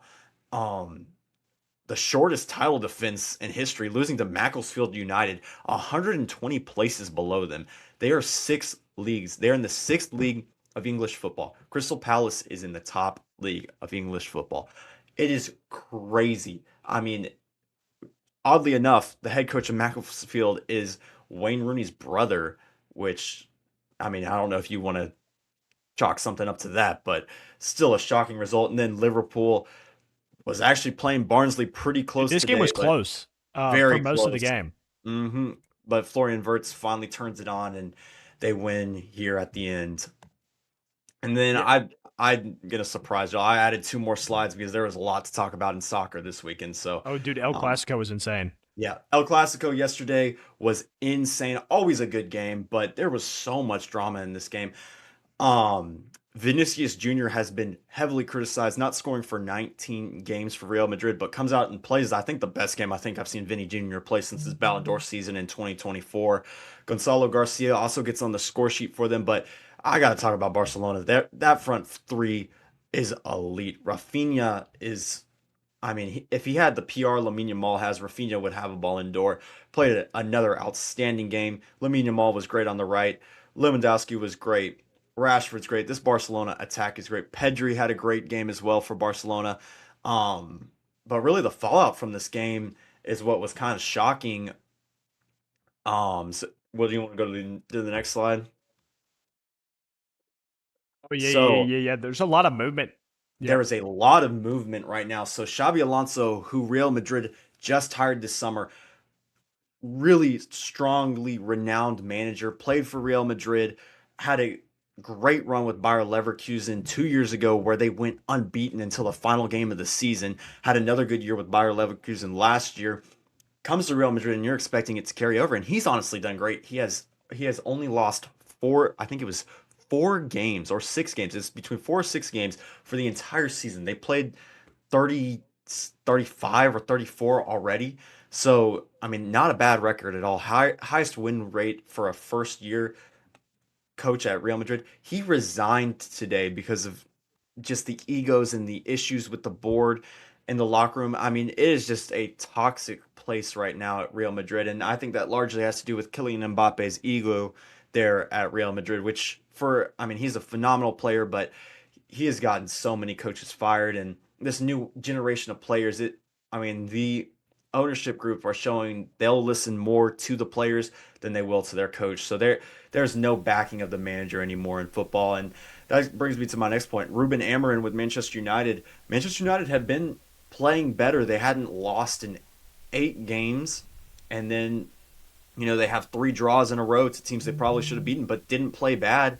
And Ruben Amorim gets fired, gets the axe, and I just felt like it was a wrong time to fire your manager, especially with the FA Cup coming up.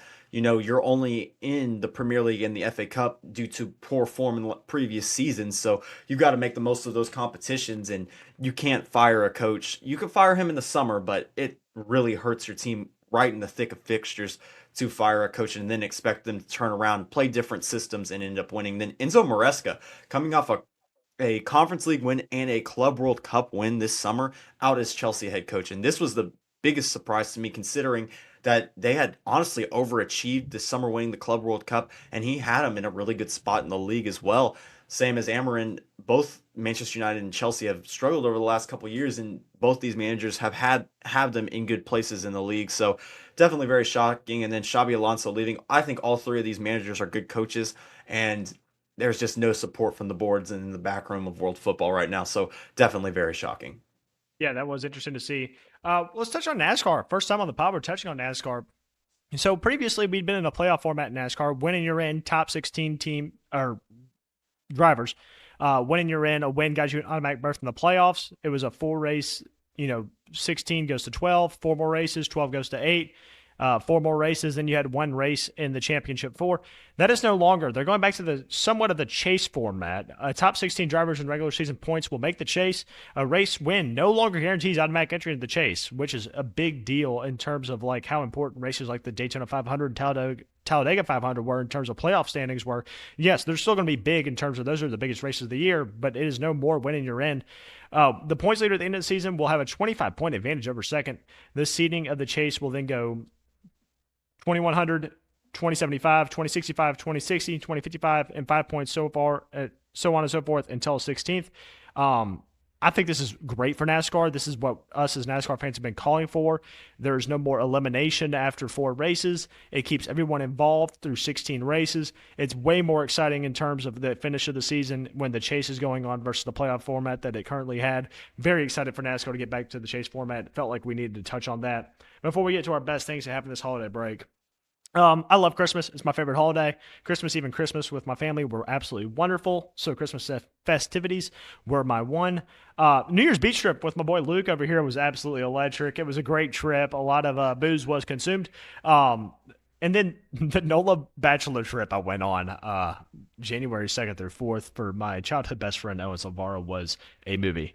It was a movie. I will not get into details, but it was literally from a movie. Could not have had a better 48 hours. Luke, what happened over the holiday break? So I'm going to go football playoffs, college and NFL. The NFL's been cinema so far and a bunch of great college games. And then I'm going to go with Michigan football. We got a great staff that Michigan hired. I was honestly very shocked that they got as good of a staff. The only thing I'm a little worried about, because they're not doing much in the portal right now because they're trying to retain everybody, but turnover, that's obviously going to happen with the new staff. And then Georgia Southern. That Instagram is the funniest thing ever. It's like all the Cam Coleman edits are like Georgia Southern just missed on Cam Coleman and all that stuff. It's very funny just because it's Georgia Southern and you always see the flag waving in the comments. So those are my top 3. Chase, touch about your last one first. I got an email about this today, and none of the countries I want to see were on the random selection draw for me. So, well, for me, we actually put in a couple. We put in a bunch of different bids for different World Cup tickets, and we're actually we are in the running to maybe see Portugal versus, I think, a playoff team. So I'm going to get to see, in my opinion, the greatest of all time. That's awesome. Here in my home city, Houston, play here with Portugal. So I'm going to get to see my boy Ronaldo. And then we also have a chance at getting Germany as well. But I will say this whole process of getting tickets has been extremely weird to me, and the prices are just outrageous. But yeah, I'm just gonna buy them after sale when Poland. Yeah, makes it, but that's what's gonna happen. But I got the assurance from my family that's what we're doing, so I will be at the World Cup this summer, which I am thrilled about. Yeah. And then the other thing, I was going to group this in as well, but I got tickets to see one of the friendlies that the U.S. are playing Portugal down in Atlanta Oh, that's in awesome. March. So I'm going to get to go see that. So that's going to be electric. And then obviously over the holiday break, seeing friends and family. That's just what the Christmas season's all about. Got to see a bunch of my high school buddies, which has been great. And then getting to see all of my family has been really good. But I mean, really the best thing that's happened over the break has been Texas football. I mean, getting a I mean, I know Michigan Oh, was we coachless, didn't have, but but not a it was lot a of great options. game. I mean, It was a it great was. game, and I was very impressed with what Arch Manning did. Coming off Thanksgiving, I mean, beating Texas A&M, that's always good. And then the portal season for Texas has been phenomenal, bringing in two elite running backs, an elite tight end, Cam Coleman, bringing in elite linebackers. I mean, I love what Sark's doing. I love what this Texas team is going to look like next year. Got to probably get a couple more signings here over the next coming weeks, but I love what I'm seeing out of Steve Sarkisian's team. Well, that does it for episode 34 of Swiss Army Sports. This has been Will Spain, Luke Wallman, Chase Cross. Until next time, guys, we will be talking to y'all on Wednesday.